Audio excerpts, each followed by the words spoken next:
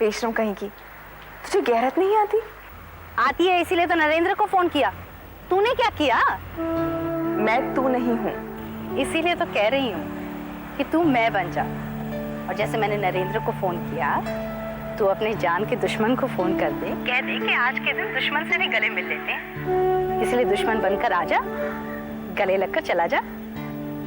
कोई जरूरत नहीं। लेकिन मुझे तो है, इसीलिए मैंने नरेंद्र को बुला लिया। अगर वो आएगा तो मैं क्षमा बनकर ईद मना लूंगी और तू छोटे महल में फिरती रहना, हाथ मलते हुए कि अब के दिन बाहर के यूं ही गुजर गए। मुझे ऐसी बहारी नहीं चाहिए। अब पता नहीं चलेगा, तब पता चलेगा जब ईद आएगी, बाहर आएगी, लेकिन वो नहीं आएगा जिसने तेरी आदत खराब की है। मेरी आदत खराब कर दी? और नहीं तो क्या।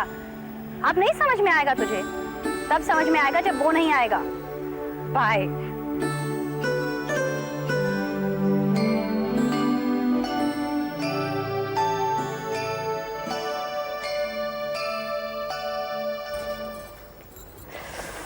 ये क्या कर रही है नफीसा?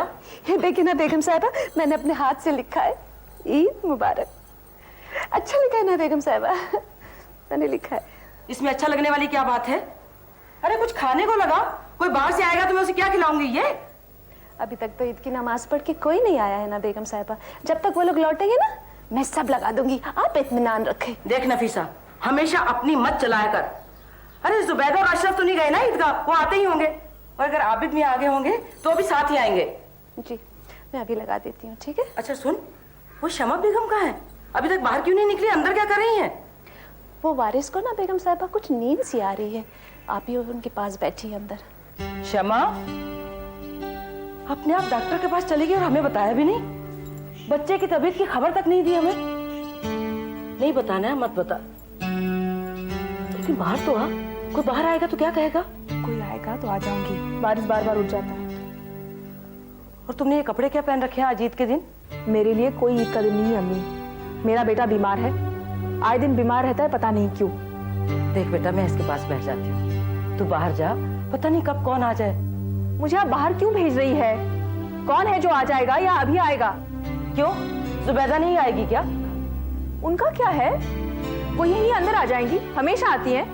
रहे आबिद साहब तो वो है नहीं, अबू जी लोगों से मिलने के लिए हैं। तेरे अबू जी घर पे नहीं है, वो नमाज पढ़ने ईदगाह गए हैं। ईदगाह? वहां क्यों भेज दिया? क्या उनके बस का है इतनी दूर पैदल जाना या रिक्शाओं के पीछे मारे मारे फिरना? मैंने नहीं भेजा, वो छोटे वकील साहब आए थे, वो साथ ले गए हैं। इसलिए बाहर आने को कह रही है कि वो आएगा, इसलिए मेरे इन कपड़ों पर ऐतराज है। शमा, और ये नौबत आ गई है कि उसे कार मांगी जा रही है। अरे हम क्यों मांगते उनसे? वो खुद आए थे, उन्होंने पूछा मैं ईदगाह जा रहा हूँ, आप मेरे साथ चलेंगे? वो ले गए साथ में। तो क्या अबू उनके घर गए हैं? वो घर क्यों जाने लगे शमा? वो खुद यहाँ आए थे, कार लेके, कार में लेके गए हैं साथ। मुझे नहीं बताया, मुझे ये राज रखा गया। अब बता दिया ना। जुबैदा बजन आ गई है और उनके साथ ना आबिद साहब भी आए हैं। अभी भी मैंने देखा उनको ऑटो से आते हुए। अरे अशरफ मियां कैसे जच रहे हैं? कैसे? हाँ देंगे, इतनी भी पहले गले से मिलिए। खुश रहिए, ये लीजिए आपकी ईद। देखो बांध के रखी नहीं दी। आदाब अम्मी, ईद मुबारक। आप कब आए? मैं रात देर से आया, सुबह सलाम करने हाजिर। अल्लाह आपको हर ईद से दिखाए। ठीक होगा।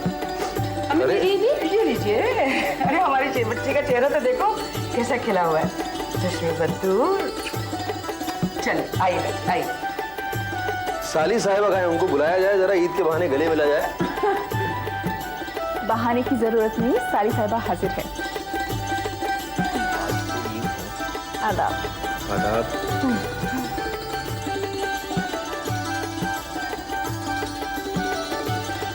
ईद मुबारक। आपको भी। खुशबाश है। कैसी हैं आप? अच्छी हूँ। आप पार्टी के कामों से फिर बाहर जाने लगे? कहते ना लागी छूटे ना, मोहब्बत की तरह दुश्मनी की भी चाट लग जाए तो छूटे नहीं छूटती। जमींदार ठेकेदार हमारे दुश्मन हैं, हम उनके। वो सुधरेंगे नहीं, हम उनको छोड़ेंगे नहीं। बात उन्हीं की नहीं, नेचर की भी है। नेचर आदमी का दुश्मन है, बल्कि नेचर और इत्तेफाक यानी कोइंसिडेंस एक छोड़ता है तो दूसरा गिद्ध की तरह बैठता है, दोनों खाते हैं। क्या सोशलिस्ट हो गई हो? या कृष्णचंद्र का एक औरत 1000 दीवाने पढ़ लिया है? क्या कोई नई बात हो गई? अब्बू आ गए। ओहो, आप लोग आ गए। ईद मुबारक बेटे। अल्लाह अच्छा रखे, अल्लाह अच्छा रखे। आदा बाबू जी, ईद मुबारक। अल्लाह अच्छा रखे, नेक नसीबा करे तुम्हारा। किधर को गए थे अब्बू जी? जी नमाज पढ़ने गया था ईदगाह को। ईदगाह को नमाज पढ़ने गए थे? हाँ, अपने छोटे वकील साहब है ना, खालिद भी है, मेरे को लेके भी गए, नमाज पढ़ा के लाके छोड़ के भी गए। छोड़ के गए? हाँ। अभी कहाँ है? तो खालिद मियाँ को आपने अंदर नहीं बुलाया? बुलाया भाई, बोला आओ अंदर बोल के, पर उन्होंने बोले उनके घर पे बहुत से लोग आने वाले हैं, मेरा वहाँ पहुँचना जरूरी है। जाते जाते उन्होंने नाम से सबको ईद मुबारक बोलो बोल के गए। चलो भाई जरा बच्चों से मिल लेंगे। अरे वारिस मियाँ से तो हम भी ईदी नहीं मिले। चल। आइए।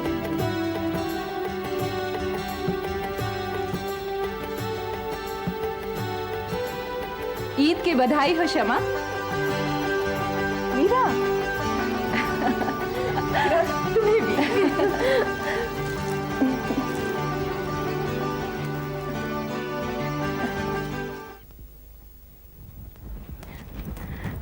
लीजिए। शुक्रिया। थैंक्स। दूल्हे भाई, आप शबनम को लाए, मुझे बहुत खुशी हुई। इस दिन के लिए तो मैं खुश थी कि शबनम की शादी हैदराबाद हुई तो मैं पास रहूंगी, बराबर मिलना जुलना रहेगा। दरअसल गलती मेरी है, आप लोग मुझे बुलाते रहे और मैं आपके यहाँ आने से कतराता रहा। दरअसल बात यह है कि मुझे अंग्रेज़ी ज़्यादा नहीं आती और जो लोग अंग्रेज़ी ज़्यादा बोलते हैं मैं उनसे बचता हूँ, वरना मुझे आप बहुत अच्छी लगती हैं। बहुत बहुत शुक्रिया, अब ये गलती नहीं होगी। पर आपने मुझे इनकी तरह आप भी तो अंग्रेज़ी बोलती हैं, हमें तो आपसे भी डर लगता है। ये मैं क्या सुन रही हूँ शबनम, हमारे बहनोई साहब को तुमने डरा दिया? इन्होंने नहीं डरा, मैं खुद ही डर गया था। मैं एतवार को लखनऊ जा रही हूँ। अरे वाह, क्या आप भी जा रहे? अरे मैं क्यों ना जाऊं, ये अपनी अम्मी जान से मिलने जा रही हैं और मैं अपनी खुशदामन यानी सास साहिबा से मिलने जा रहा हूँ। दूल्हे भाई, क्या मौजूदा है, आप तो आज बहुत चहक रहे हैं। अरे इनको दुआ दीजिए, इन्होंने अम्मी जान से कहकर मेरे कान हटवा दिए, मुझे अक्ल आ गई। क्यों, है ना? क्या कह रहे हैं आप? कुछ भी कहते रहते हैं। अरे जो सच है मैं वही तो कह रहा हूँ।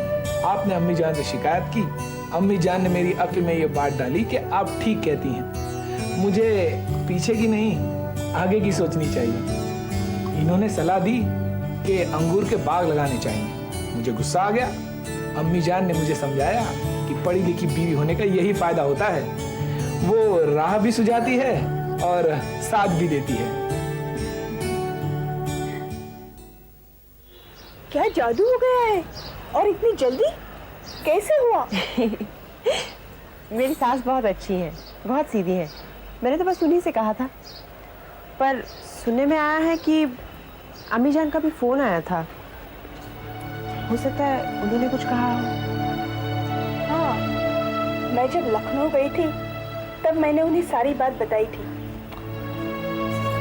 समीरा तो अम्मी जान को नहीं कहना चाहिए था, पता नहीं उन्होंने क्या क्या कह दिया होगा। देखो, अगर ये उनके कहने का नतीजा है तो मुझे कोई अफसोस नहीं।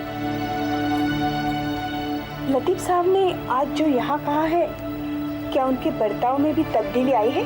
बहुत। ना सिर्फ उन्होंने मुझसे माफी मांगी, बल्कि अब तो इतना प्यार करते हैं, इतना जितना कि आज तक कभी नहीं किया। मैंने थोड़ी कहा था कि मुझे समीना के यहाँ ले चलो, कहने लगी चलो समीना के यहाँ चलते हैं। कहा मैं 2-4 घंटे के लिए बाहर जाऊंगा, तब तुम अपनी आलपा से बहुत सारी बातें कर लेना और बाजार भी हो आना। खुदा कसम अब कोई शिकायत नहीं है जिंदगी से। आमीन। Be it ever so, ऐसा ही रहे। सदा।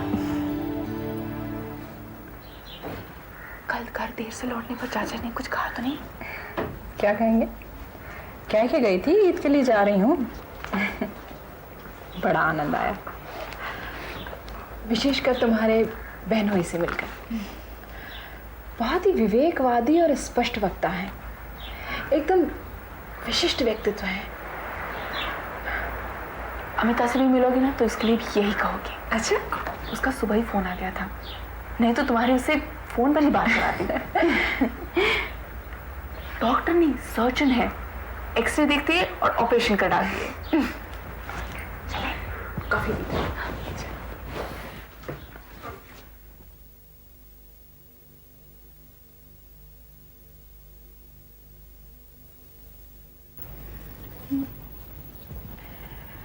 वो वकील साहब तुमसे ईद मिलने नहीं आए? तुम्हारे आने से पहले आया था, अंदर नहीं आया, बाहर से बाहर चला गया। बाहर से? बाहर से क्यों? अब्बू जी को नमाज पढ़वाने ईदगाह ले जाना था, ले गया, बाहर से बाहर चला गया। तुमसे मिला भी नहीं? मुझसे क्यों मिलता, जानता है मैं उससे मिलना नहीं चाहती। बल्कि अच्छा लगा कि उसमें इतनी तो गैरत है कि मेरे सामने नहीं आया, ईद का बहाना इस्तेमाल नहीं किया। न मेरा मुंह देखा ना अपना दिखाया। ठीक भी है, जो पसंद करे उसके सामने आओ, जो ना पसंद करे उसके सामने क्यों।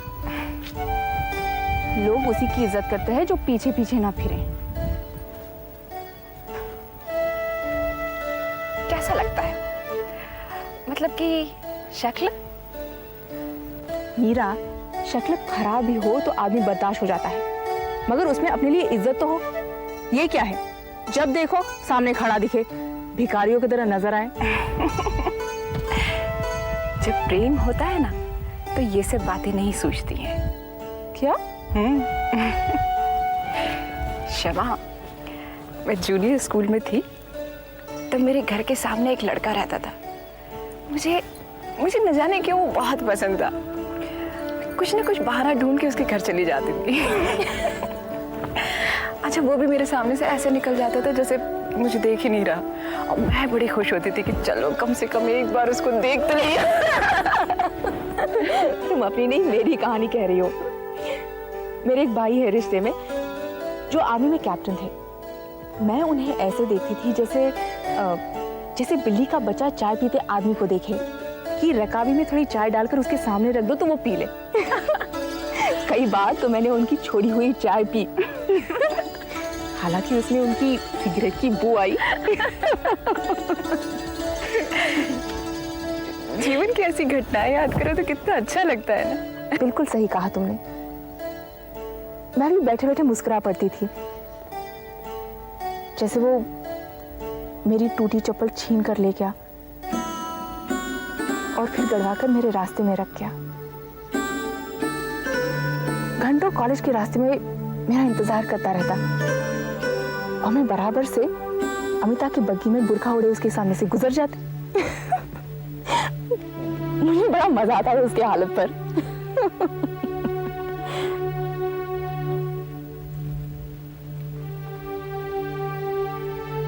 मगर उसने बाद में जो किया मुझे तबाह करके रख दिया। शमा, अच्छा वारिस को अस्पताल लेकर कब जाओ? 2-4 दिन रुकना पड़ेगा। तुम तो जानती हो कि आबिद साहब आ ही गए हैं और उनको बताए बगैर अगर वारिस को अस्पताल ले गई तो वो बाहर से कुछ नहीं कहेंगे मगर अंदर से बहुत बुरा मानेंगे। हाँ, वो तो है, उन्हें तो बताना चाहिए। वैसे मेरे चाचा जी ने भी कहा है कि अगर हमें कोई नहीं मिला तो अगले हफ्ते वो हमें अस्पताल ले जाएंगे।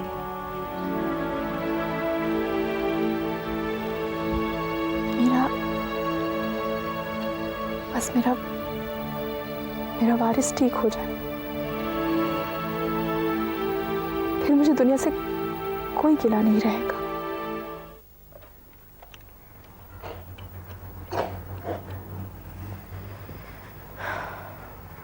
चाचा जी नमस्ते, मैं शमा बोल रही हूँ। जरा मीरा को बुला दीजिए। जी। क्या कर रही हो तुम? घर पे ही हो? हाँ, मैं भी डॉक्टर के यहाँ नहीं गई। हाँ, नफीसा गई है दवा लाने। हाँ हाँ, इसलिए मैं घर पे हूँ। तुम आ सकती हो? अभी आ जाओ, जितनी जल्दी आओगी उतनी ज़्यादा पढ़ाई होगी, ठीक है? अच्छा।